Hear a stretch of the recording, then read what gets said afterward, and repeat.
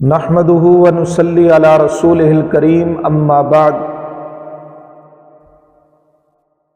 آج کے ہمارے اس سبق میں بدعتوں، بری رسموں اور بری باتوں کے متعلق کچھ بیان ہوگا۔ ایسی بری رسمیں اور ایسی بری باتیں اور ایسی بدعتیں کہ جن کا سر منہ بھی شریعت محمد الرسول اللہ صلی اللہ تعالی علیہ وسلم کے ساتھ تعلق نہیں ہے، اور ایسی باتیں کہ جو خیر القرون میں پیغمبر علیہ الصلوۃ والسلام کے زمانہ مبارکہ میں، حضرات صحابہ اکرام رضوان اللہ تعالی علیہم مجمعین کے زمانے مبارکہ میں، اسی طرح تبع تابعین کے زمانے میں وہ نہیں تھی، بعد کے اندر ان کو رواج دیا گیا۔ مثلا قبروں پر دھوم دھام سے میلہ کرنا، چراغ جلانا، عورتوں کا وہاں جانا، چادریں ڈالنا،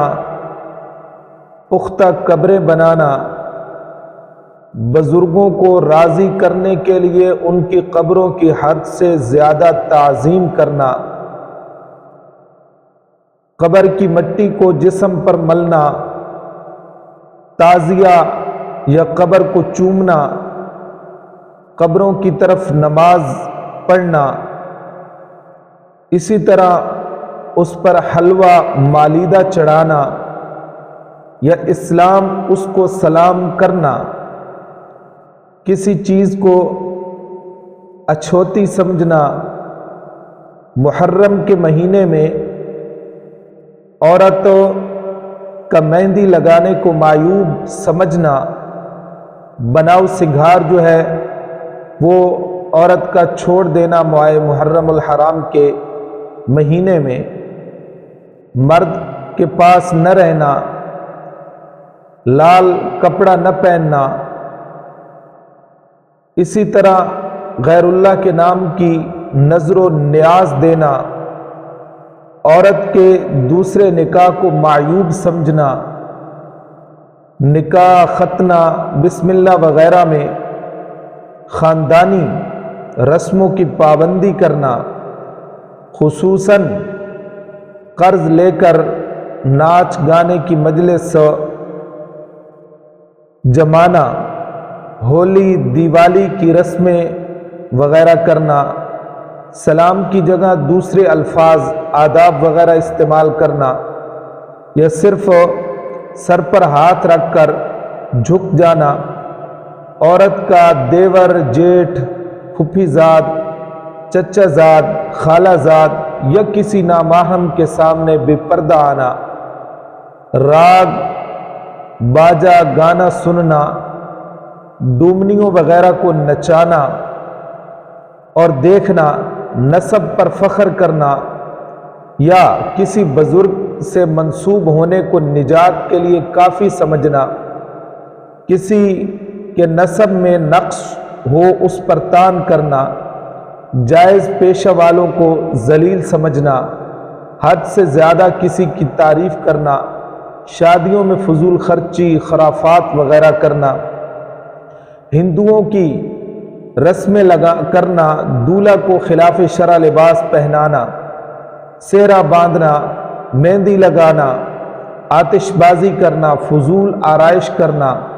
گھر کے اندر عورتوں کے درمیان دولہا کو بلانا، اسی طرح عورتوں کا اس کے سامنے آ جانا، تاک جھانک کر اس کو دیکھنا، بالغ یا قریب البلوغ سالیوں وغیرہ کا اس کے سامنے آنا، ان سے ہنسی دل لگی کرنا، چوتھی کھیلنا، شادی کے چوتھے دن دلہن کے گھر جا کر ایک دوسرے پر پھول ترکاری وغیرہ پھینکنا، جس جگہ دولہا دلہن ہو اس کے گرد جمع ہو کر باتیں سننا، جھانکنا، تاکنا، اگر کوئی بات معلوم ہو جائے تو اس کو دوسروں سے کہنا،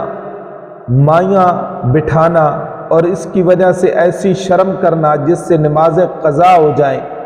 بڑھائی اور فخر کے لیے مہر زیادہ مقرر کرنا، غم میں چلا کر رونا، چہرہ اور سینہ پیٹنا، بین کر کے رونا، جو کپڑے میت کے بدن سے لگے ہوں سب کا دھلوانا، سال بھر یا کچھ کم زیادہ تک اس گھر میں خوشی کی تقریب کو برا جاننا، مخصوص تاریخوں میں پھر غم کا تازہ کرنا، حد سے زیادہ زیب و زینت میں مشغول ہونا، اسی طرح سادہ وضع قطع کو معیوب جاننا، اور اسی طرح مکان میں تصویر لگانا، پادان، عطردان، سرمے دانی، سلائی وغیرہ، چاندی سونے کی استعمال کرنا، عورتوں کا بہت باریک کپڑا پہننا اور بجتا زیور پہننا، مردوں کا زنانہ لباس پہننا، اسی طرح عورتوں کا مردوں کے مجمع میں جانا، خصوصاً میلوں وغیرہ میں عورتوں کا جانا، مردوں کی وضع قطع اختیار کرنا، بدن گدوانا، کسی مراد کے پورا ہونے پر عورتوں کا رات بھر جاگنا، اور نظر و نیاز کے لیے دیگیں وغیرہ پکوانا، ٹوٹکے کرنا، سفر پر جاتے یا لوٹتے وقت عورتوں کا غیر محرم کے گلے لگنا یا گلے لگانا، زندہ رہنے کے لیے لڑکے کے کان یا ناک وغیرہ جو ہے یہ چیدنا، لڑکے کے بالی یا بلاک ناک میں پہننے کا زیور پہننا، ریشمی یا سرخ رنگ کا زعفران رنگا ہوا کپڑا پہننا، گھنگرو یا کوئی اور زیور پہننا، آرام کے لیے بچوں کو افیون کھلانا، کسی بیماری میں شیر کا دودھ یا اس کا گوشت کھلانا، یہ سب چیزیں جو ہیں شریعت محمد الرسول اللہ صلی اللہ تعالی علیہ وسلم کے خلاف ہے، اور ان سے انسان کو بچنا چاہیے۔ اللہ تعالی ہمیں بچنے کی توفیق عطا فرمائے، اور امام الانبیاء صلی اللہ تعالی علیہ وسلم کی عین شریعت مطہرہ کے مطابق زندگی گزارنے کی توفیق عطا فرمائے۔